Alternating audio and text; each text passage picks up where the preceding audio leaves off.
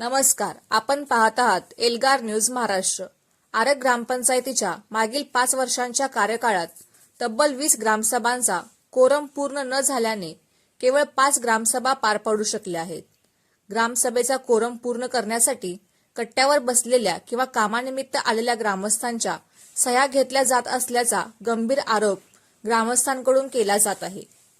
लोकांचे अनुमोदन न घेताच कारभारी व अधिकाऱ्यांच्या मर्जीने कामे मार्गी लावली गेल्याने गावातील विकास कामांवर चर्चा करणे आणि पदाधिकाऱ्यांना जाब विचारण्यापासून नागरिक वंचित राहिले आहेत।